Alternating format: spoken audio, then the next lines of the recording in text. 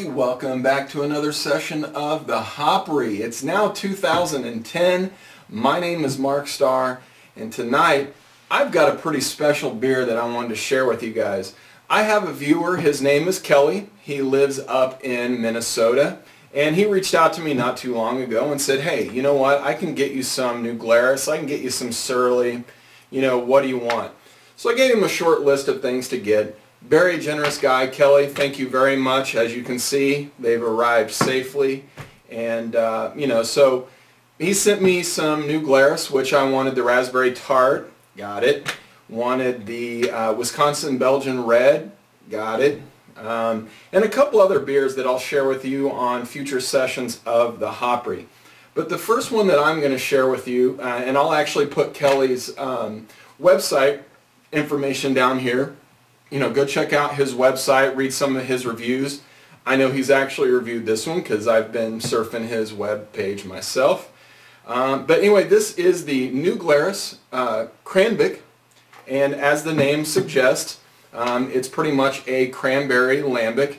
It's a part of their Unplugged series, and basically what that means is that they have their their yearly lineup, their year-round lineup that they brew all of their beers.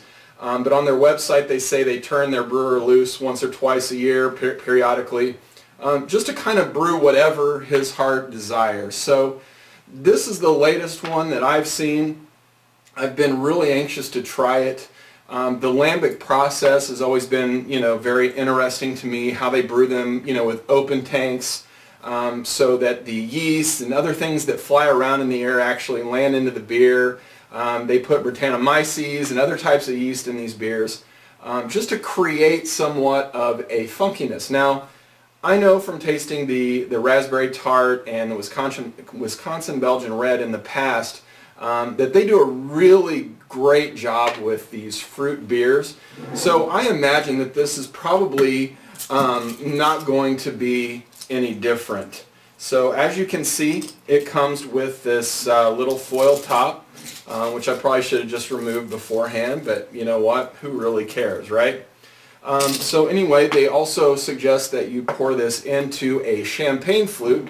I don't have any proper champagne flutes, but a few years ago when we were celebrating the New Year's, which we're right around now as a matter of fact, we went out and just bought a few of these little stemless ones just to kind of get us by. So you know what, I'm going to go ahead and use that for this review. So let's go ahead and start pouring the Cran-bic and see what we've got going on here. Alright, and I'll go ahead and set this up here so you guys can take a look at the bottle there. But, so anyway, yeah, it pours almost exactly like what I thought. I'm not sure if you can see that. It's not really a red color. It's more of a brownish, coppery red color. And it really looks like a champagne, as I thought it would. Lots of effervescence. Not a whole lot of head. You can see there's just a very small amount of head on there. I'll see if I can give it a little whirl here, and even then, not a whole lot. So, probably not that big of a beer in terms of alcohol. In fact, I think this one's only right at 6%. But anyway, let's go ahead and give it a smell and see what we got going on in here. So not a whole lot coming out on the nose.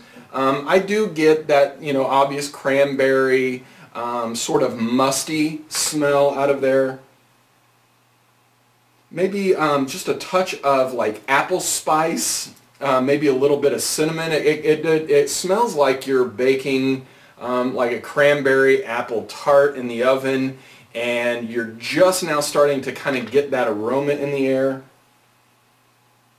Not getting a lot of the breadiness that you might get from, like the crust on that sort of tart, but really nice, subtle cranberry, apple, cinnamon. The more I smell it, the more I really kind of pull out that cinnamon. It kind of, it really smells a lot like the cherry beers out there as well. This actually reminds me a lot aromatically of the Founder's Cerise. If the Founder's Cerise had more of a cranberry sort of aroma, I think we're really kind of talking about almost the same beer. So, well, let's go ahead and give it a taste and see what's going on. So this one's to you, Kelly. Thank you.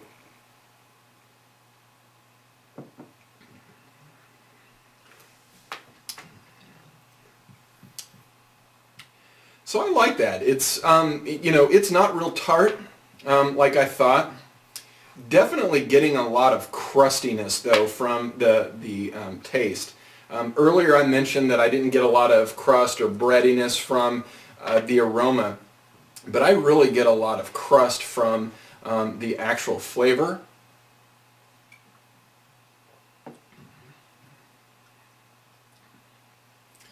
Very small faint touch of cinnamon.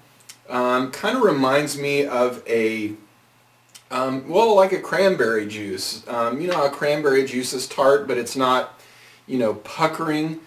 This is actually, you know, really well rounded. This reminds me a lot of their Wisconsin Belgian Red, only with the slight difference of the crustiness that I don't get from that other one.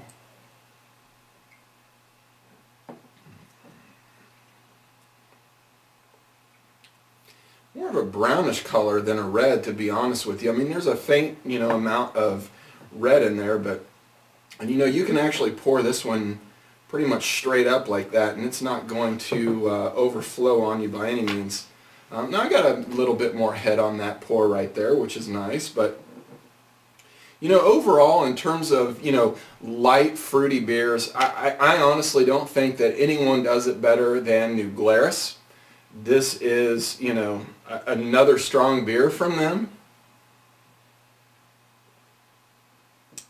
I still think the raspberry tart is probably my favorite, but you know, this would have been a really good beer for Thanksgiving.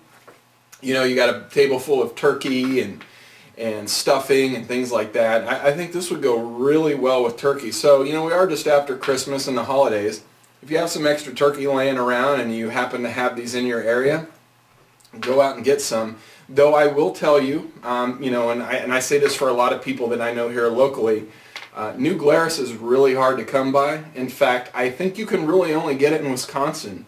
I have heard of people maybe being able to get it in small parts of Minnesota, maybe even Illinois. But aside from that, really the only place you can get this type or this beer from this brewery is in Wisconsin. But I really like this a lot. This is, you know, New Year's is coming up in just a day or two, and I think this would be a really good beer to, you know, pour for your friends. I think these come in 4-packs. Maybe you get, you know, 2 or 3 4-packs.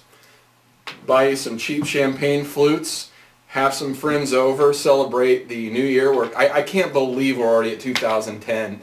I remember when it was 2000, just, I mean, it feels like 3 months ago, and everybody thought the lights and computers and cars and everything were going to shut down, but here we are in 2010. So anyway, Kelly, thanks a lot for sending me these beers. This is a real winner. I'm a big fan of New Glarus and all of their fruit beers. But anyway, if you're following me on Twitter, you can go to twitter.com/thehopry. Always go to my website, www.thehopry.com.